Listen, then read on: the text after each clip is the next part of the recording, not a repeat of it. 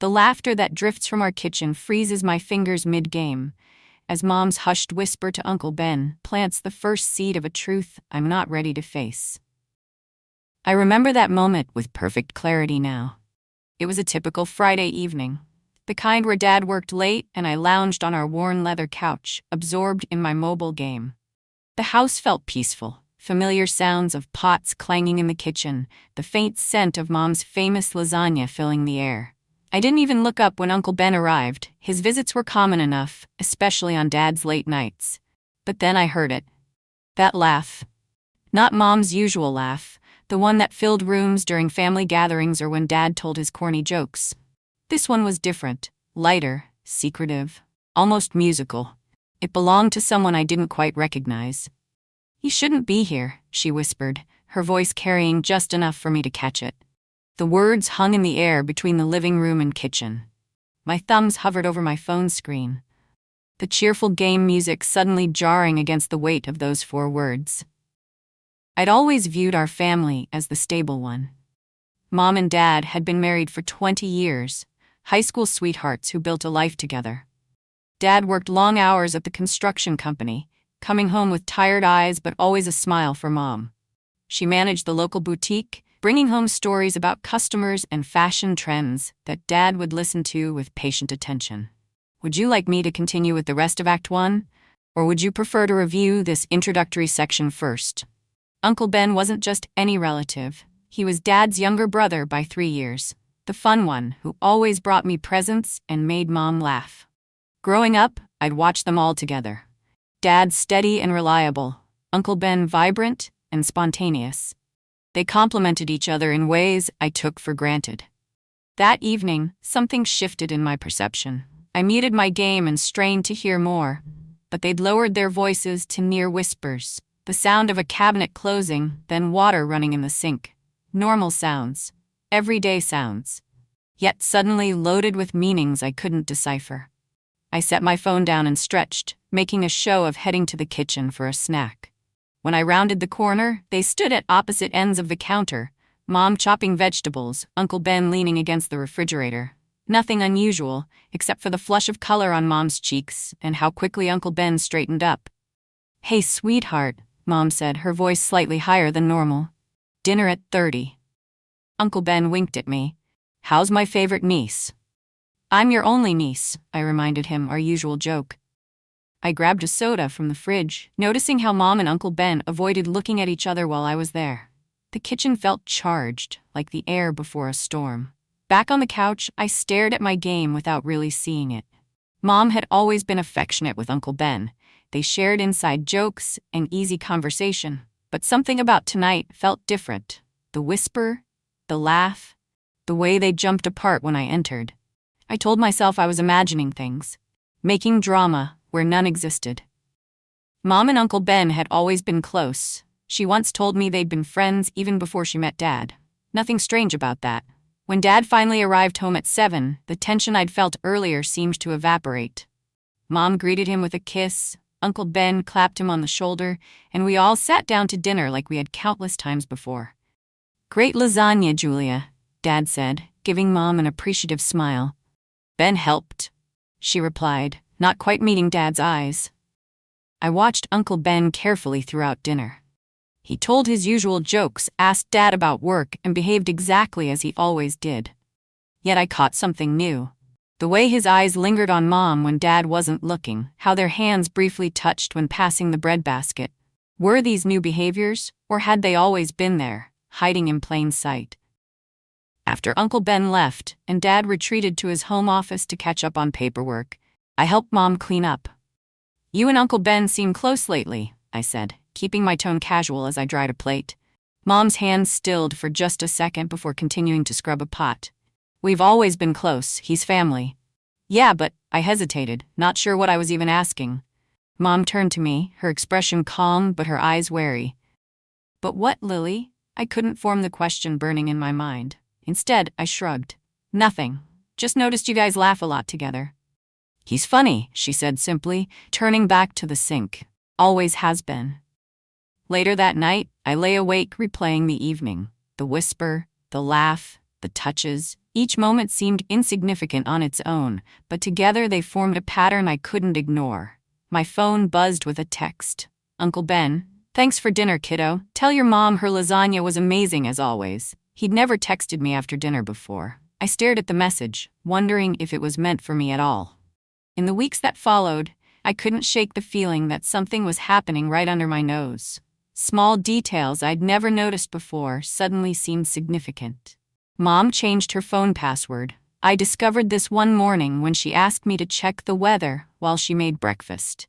The familiar pattern no longer worked, and when I mentioned it, she quickly took the phone back.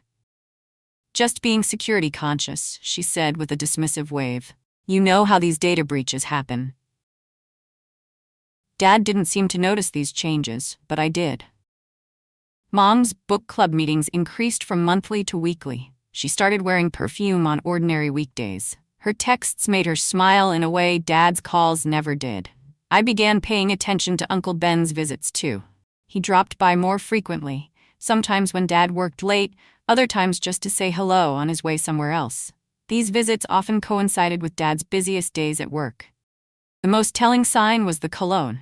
Dad wore the same brand he'd used for years, a Christmas gift from Mom that she replenished every December.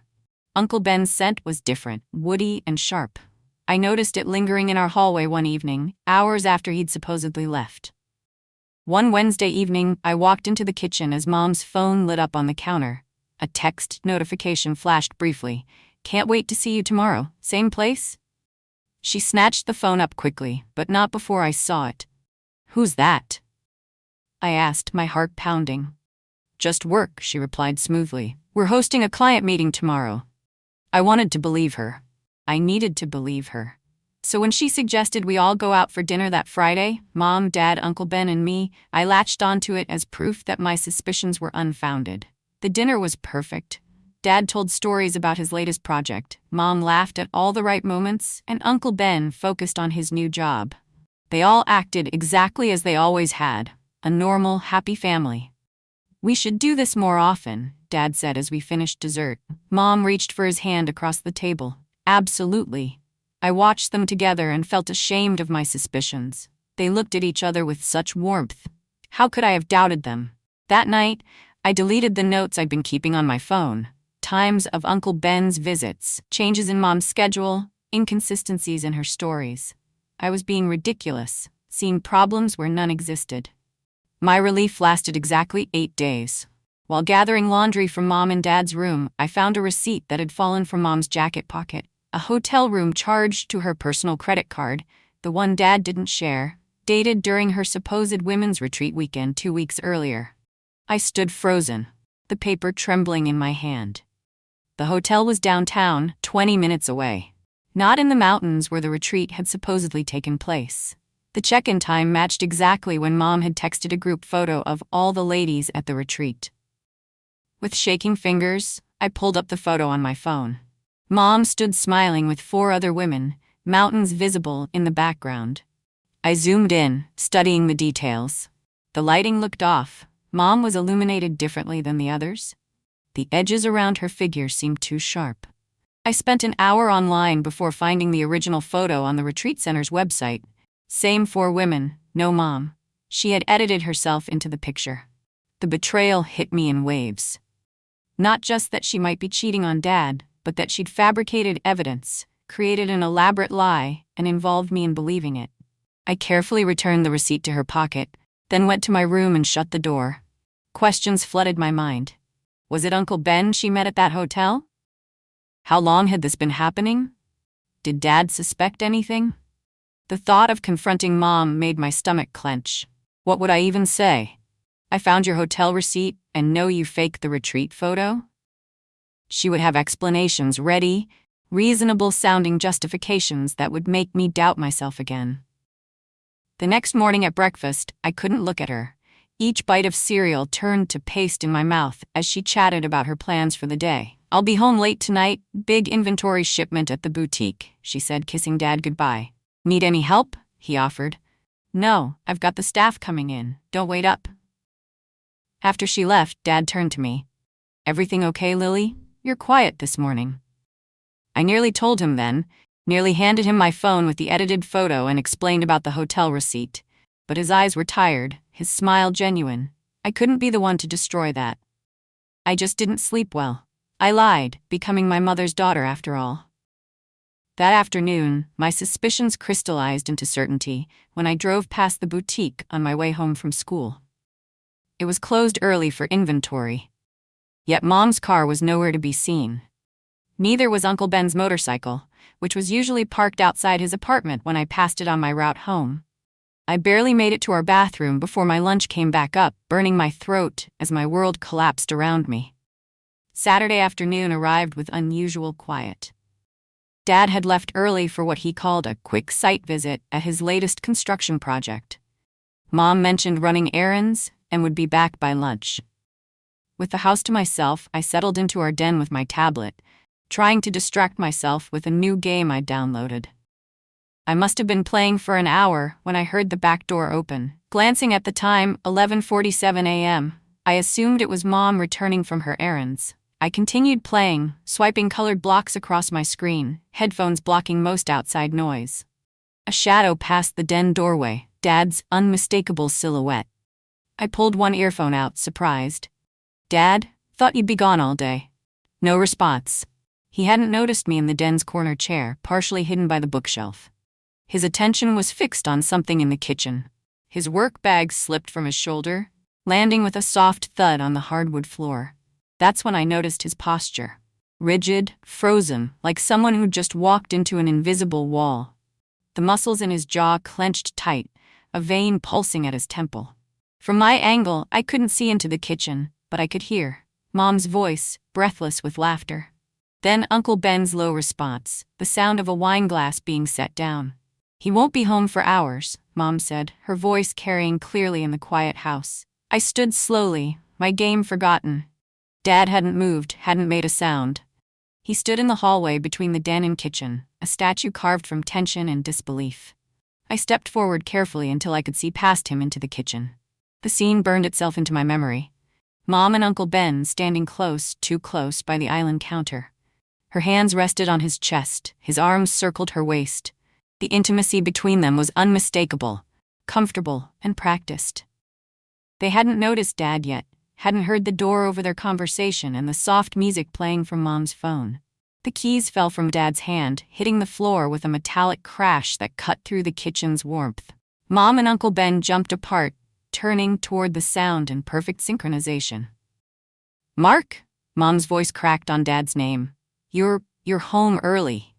Uncle Ben took a step back, his face draining of color. "Hey bro, this isn't..." Dad didn't respond. His eyes moved slowly from Mom to Uncle Ben, then back again, cataloging details. Mom's unbuttoned cardigan, Uncle Ben's hands still lingering at her waist, the 2 wine glasses on the counter despite it being barely noon. I pressed myself against the wall, invisible to all 3 of them. My heart hammered so loudly I was certain they must hear it. "How long?" Dad finally asked, his voice eerily calm. Mom's eyes filled with tears. "Mark, please let me explain." "How long?" Each word fell like a stone.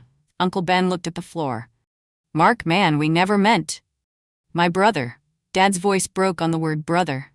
"In my home, with my wife." The kitchen filled with a terrible silence, broken only by the cheerful tune still playing from Mom's phone.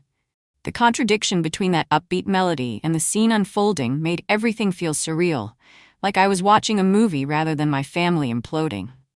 I should have made my presence known. Should have stepped forward, said something, done anything but stand there watching. But shock had cemented my feet to the floor. Mom's eyes darted around the kitchen, perhaps looking for an escape, when they landed on me, half hidden in the hallway shadows. Her expression shifted from panic to horror as she realized I was witnessing everything. "Lily," she whispered. Dad turned, following her gaze, and saw me for the first time. His face, always so strong, so certain, crumpled. Not just the betrayal from his wife and brother, but now the knowledge that his daughter was watching it all unfold. "Dad," I managed, my voice small and strange. Uncle Ben took that moment to step toward the back door. "I should go." "Don't move." Dad's command froze Uncle Ben mid-step. "You don't get to walk away from this." The coffee mug on the counter, Dad's favorite, the one I'd given him for Father's Day 3 years ago, sat half full beside the wine glasses, a visual representation of how completely our lives had just shattered. For one bizarre moment, we all stood motionless, like figures in a museum display. Family in crisis, Exhibit A. The only movement came from Mom's silent tears tracking down her cheeks. I knew that whatever happened next would permanently alter our family. There would be a before and after this moment with no possibility of return. I felt myself trembling, a leaf caught in a storm's first gust, knowing the real tempest was yet to come. Everyone in the living room, now. Dad's voice held a dangerous edge I'd never heard before. Mom wiped her tears, composed herself with visible effort. Mark, please, the three of us should talk privately. Lily doesn't need to. The three of us, Dad laughed, a hollow sound that echoed against the kitchen tiles. There is no three of us. There's me finding my wife and my brother betraying me in my own home. And there's my daughter. His voice broke as he looked at me, who apparently knew something was wrong long before I did. Uncle Ben cleared his throat. Mark, this isn't what you think. Shut up. Dad's fist came down on the counter, sending Mom's wine glass toppling. Red liquid spread across the white marble like blood. You don't speak, not yet. We moved to the living room in silence. The same room where I'd first heard Mom's secretive laugh with Uncle Ben weeks ago. Mom sat on the edge of the sofa. Uncle Ben took the armchair, maintaining maximum distance from Dad, who remained standing. I hovered in the doorway, uncertain where I belonged in this terrible tableau. Sit down, Lily, Dad said, his tone gentler when addressing me. I perched on the piano bench as far from everyone as the room allowed. My stomach churned with nausea as I watched my father struggle to control his breathing. How long has this been happening? Dad asked again, his voice steadier now but no less devastating. Mom stared at her hands. Uncle Ben examined the carpet. Neither spoke. How long? Dad roared, causing all of us to flinch. 8 months, Mom finally whispered, still not meeting Dad's eyes. The admission hung in the air.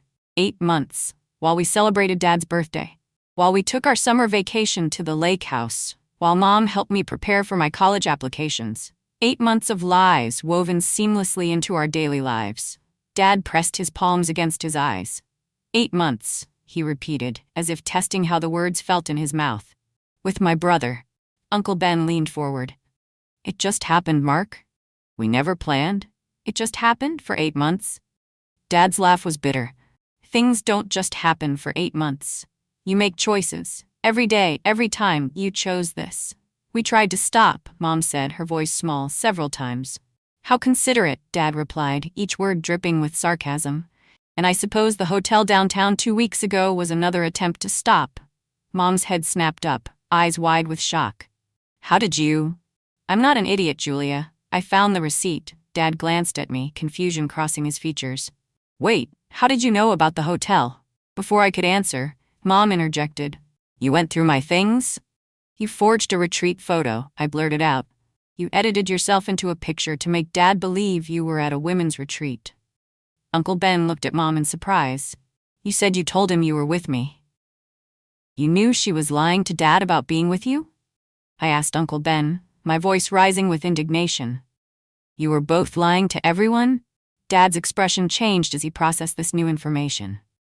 The hurt remained, but something else emerged, clarity, purpose. So you've been coordinating your lies, he said quietly. Creating alibis for each other, using my daughter as a shield for your deception. No one used Lily, Mom protested. You made me part of this. I couldn't contain my anger anymore. All those times you asked me to tell Dad you were working late or at your book club, you were with him, weren't you? Mom's silence was confirmation enough. Dad walked to the mantel, picking up our family photo from last Christmas. He studied it for a long moment before setting it face down. I want you both out of this house, he said, his voice steady and determined. Today. Uncle Ben stood up. Mark, be reasonable. Where is Julia supposed to go? That stopped being my concern about 10 minutes ago. Dad turned to face them both. You've had 8 months to figure out your future together. I'm sure you can manage a few more hours. Mark, please, Mom sobbed. We can talk about this. We can get counseling. This doesn't have to be the end of our marriage. Dad looked at her with such profound disappointment that even I felt its weight. This isn't a momentary lapse, Julia. This is who you chose to be. Someone who could lie to my face day after day. Someone who could betray me with my own brother. For the first time, I saw Uncle Ben's confident facade crack. I never meant to hurt you, Mark. You're my brother. Don't. Dad held up his hand. Don't you dare talk about family now. Mom turned to me, desperation in her eyes. Lily, sweetie, please, tell your dad we can work through this. Families go through hard times.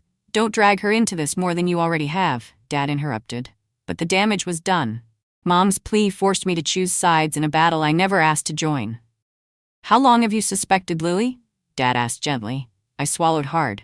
A few weeks, maybe longer. I wasn't sure at first. And you didn't tell me? It wasn't an accusation, just a statement of fact, but it wounded me nonetheless. I didn't want to hurt you, I whispered. And I wasn't completely sure until I found the hotel receipt and the fake photo. Mom gasped. You went through my things? You spied on me? The hypocrisy of her outrage ignited something in me. Are you serious right now? You've been lying to both of us for almost a year. I was trying to protect this family, she insisted. By sleeping with Uncle Ben? The words came out before I could stop them. The room fell silent. Dad closed his eyes briefly, the crude reality of my statement hitting him anew. Mom stared at me as if seeing me for the first time. You don't understand adult relationships, Lily. I understand honesty, I shot back, tears streaming down my face. I understand loyalty. Dad placed his hand on my shoulder, a gesture of solidarity that broke something in Mom. She seemed to realize, perhaps for the first time, that she had lost not just her husband, but potentially her daughter as well. I want you both gone by the time we get back, Dad said firmly. Lily and I are going out for a while. When we return, I expect you to have taken only your personal belongings. Nothing else leaves this house without my permission. He guided me toward the door, his hand trembling slightly against my back. Mark, Mom called after us, her voice breaking. Please don't do this. Dad paused without turning around. You already did it, Julia, 8 months ago. Dad and I drove for hours that day, neither of us speaking much. We stopped at a diner off the highway where I pushed food around my plate while Dad stared into his coffee. The afternoon sun was setting when we finally headed home, the golden light a cruel contrast to the darkness we carried inside. What if they're still there? I asked as we turned onto our street. Dad's knuckles whitened on the steering wheel. They won't be. He was right. The house stood quiet and partially empty when we returned. Mom's car was gone, along with her clothes and personal items. Uncle Ben had cleared out too, the guest room where he sometimes stayed now bare of his belongings. In the kitchen, Mom had left her house key on the counter with a note. Please call me when you're ready to talk. Dad read it once, then crumpled it into a ball and tossed it in the trash. That night, the silence in our house was deafening.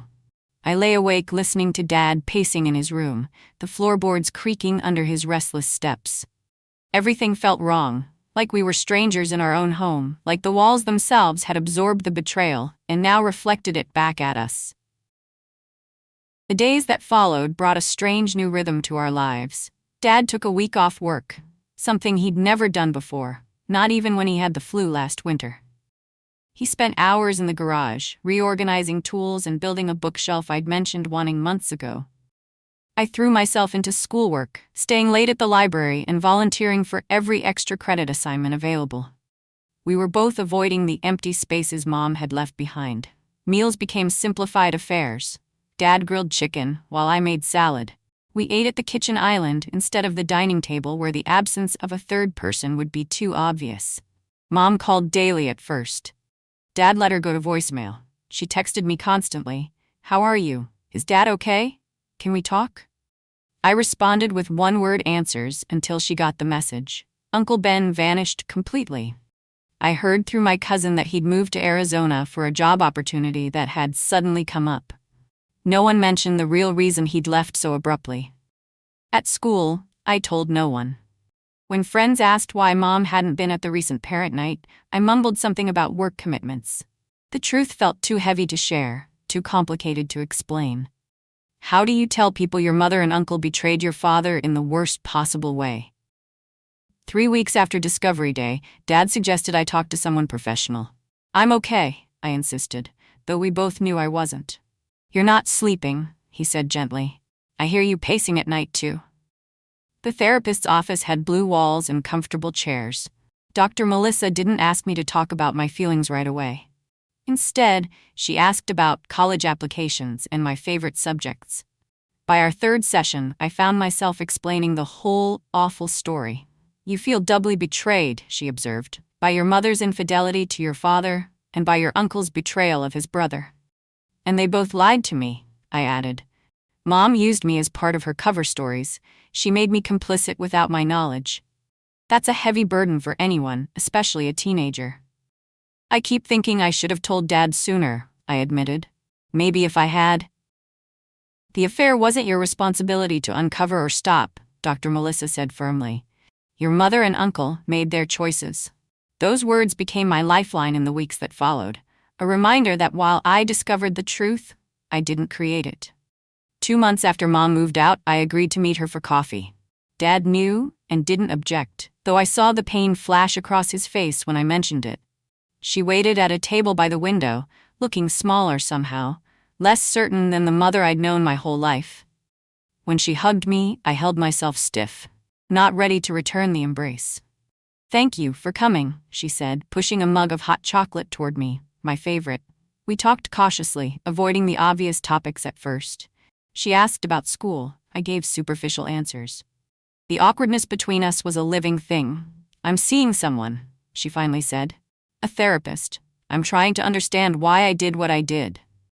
Have you figured it out? I couldn't keep the edge from my voice. Not entirely, but I know it wasn't about not loving your father. It was about, she paused, searching for words, about feeling seen in a way I hadn't in years. Dad deserved better, I said quietly. Yes, she agreed, surprising me. He did, and so did you. That conversation didn't fix things. Nothing could repair our family completely, but it marked the beginning of a new understanding between us. Not forgiveness, not yet, but a path toward something resembling peace. Dad started dating again a year later. A kind woman from his office with a warm laugh and honest eyes. Watching him gradually open himself to trust again taught me perhaps the most important lesson from our family's collapse. That betrayal doesn't have to define you forever. I carry the scars of that day, the image of Dad standing frozen in our hallway, the sound of Mom's wine glass toppling over. But I also carry the strength that came after. I learned that honesty matters more than comfort, that trust once broken is rarely fully restored, and that the only person whose choices you control is yourself. As I pack for college now, sorting through the pieces of my childhood home to decide what comes with me into my future, I find myself leaving behind the fear that love always ends in betrayal. Some promises break, yes, but others endure, strengthened by the knowledge of just how precious and fragile trust can be.